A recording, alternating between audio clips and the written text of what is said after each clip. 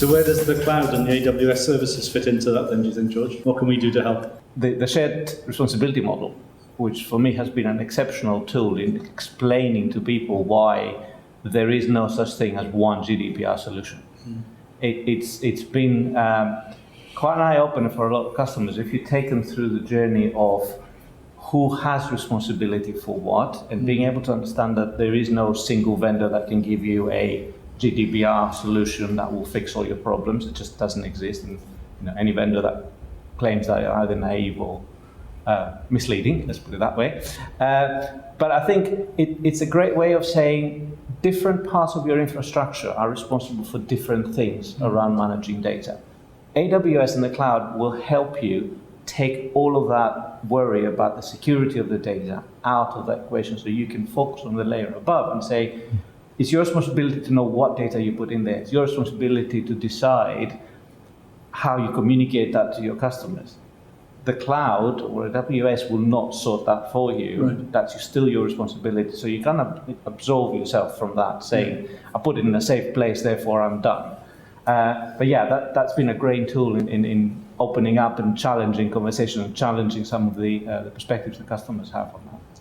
Gareth, is the cloud part of the conversation for you? Well, it is, and I think actually the point that George highlighted there, I think is perhaps the most fundamental in that what AWS and the cloud can provide is the expertise to take care of that security of your information, and that's true for the benefits of cloud, I think, in general. It means that you can not worry about maybe the resources, the costs, the challenges that might be met by an organization that was trying to solve them themselves. And as long as there is transparency and clear accountability in place, then you can say that I've solved the secure aspect, the security of processing aspect, and then tackle the rest of the challenges around your obligations. And of course, working with AWS, there are data processing addendums in place so that the contractual bindings are in place for the processes in the chain, which we have with our customers as well, which means that they can have confidence in that they're meeting their obligations, and so are we. Jonathan, what do you? Yeah, I would just add that I think I see sort of two big trends kind of happening at once. One is sort of a shift from on-premises computing to cloud computing. Second is around digital transformation, embracing kind of the digital world and how they interact with constituents or customers. I think, reinforcing what these other partners have said, I would just add that I think it's really helping to build confidence in this sort of change, is removing the risk of your system's going down, removing the risk that there's a breach in sort of data security, removing the risk of can this scale with my business as my business grows?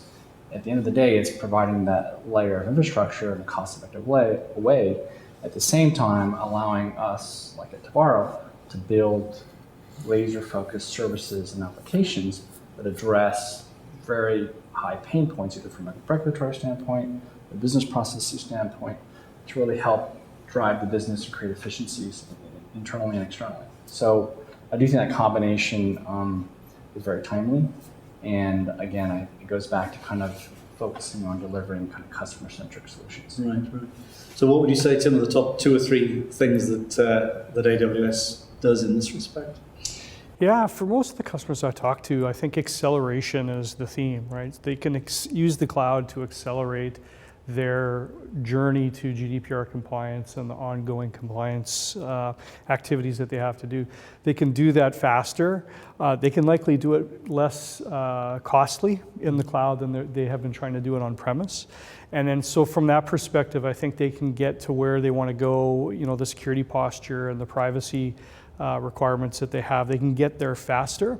And the thing to remember is GDPR isn't a destination. This is about ongoing compliance to GDPR. Right. So as they start ingesting data from new data sources, as they bring online new applications to process and store and transmit that data, they have to come up with a process that helps them apply GDPR to that as this is happening. And so I think the cloud helps there as well, because it makes things like data flows, like understanding the data flow from one system to another system, much, much easier than trying to do that on premise in an old environment. And so I think it accelerates it, I think it helps control costs, and I think it makes it easier in the future as you bring new stuff online. So to the point that you made there, Tim, security, compliance, privacy beyond GDPR is an ongoing journey. It's not a specific destination. What is it that you feel that your firms can add to that longer journey as opposed to the specific GDPR destination? Certainly for us, it's an opportunity to talk to customers about the ongoing practices around responsiveness to GDPR, from the point of analyzing what information comes into the organization, goes out, automatically categorizing it with other partners. How do you expose it? How do you share it with the people who actually own that data? How do you redact it? All the way through to what happens when on a Friday you have a breach and you have 72 hours to Monday to respond to it. You need to have a process engine that drives that with specific timescales and engages the right people inside the organization. You can't make that up on the fly. You have to be prepared for it. You have to be prepared for subject access request, and getting a response back that involves 20 different departments inside your organization who may have data relevant to that individual. It's a very laborious process. Right. Unless you have the mechanisms in place and you have predicted who needs to be involved and at what stage, you're not going to be able to respond to it. So this is where there's a huge opportunity for helping them operationalize the mechanics around GDPR management moving forward. Well, I think we talked about the fundamentals of the security and the secure and scalable platform. And I think that's really important because, as you say, as digital information continues to grow at a significant rate, being able to manage that is one thing. Other areas that we're looking at, which we've seen as well, there are opportunities with AWS as a platform to assist, is being able to identify and classify the information, as I referred to earlier. Within the regulation and in other general requirements and compliance needs around there, being able to identify, find, and use your information is one of the most critical aspects that we see across all of our customers in some form or another. And with new technologies coming through, AWS capabilities of machine learning as well, that can always help classify, identify, and find new ways to simplify the role of the organisations, the way they use their information, how they could potentially use it in future. But on top of that as well, there are new sources of digital information that may need to be kept for the long term that requires that secure scalability that we're also investigating, such as social media as well. I mean, the amount of social media information that's being tracked is obviously enormous. It's growing every day,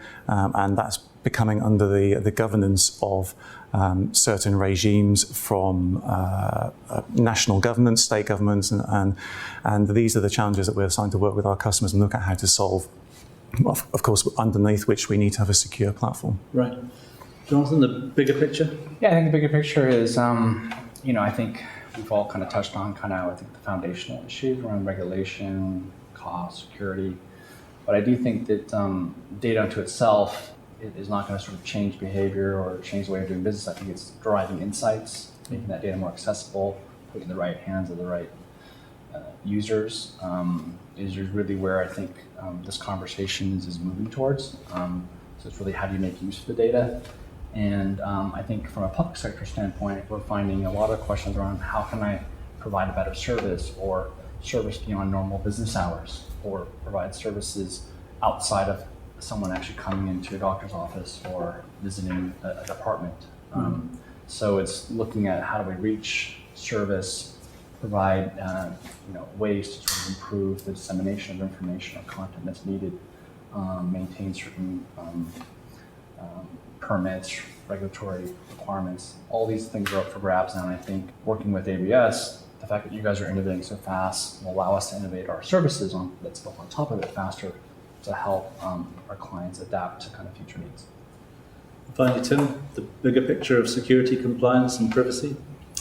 Yeah, I think that once people get their arms around, organizations get their arms around GDPR and have the strategy and processes to support that strategy, I think the next step is really to achieve better cybersecurity all up, and GDPR is a subset of that. And so I'm hopeful that GDPR will raise the bar, and then the organizations that have the smallest gaps to work on for GDPR compliance, they can actually use the cloud and drive things forward even more, and not just settle for GDPR, but actually achieve better cybersecurity a better cybersecurity posture because they're using the cloud and they're using modern infrastructure and helping them drive their business forward.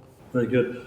Well, sadly, we're out of time, but may I thank you for your words of wisdom today to all of our panelists, and join us again for another In Conversation for all things GDPR.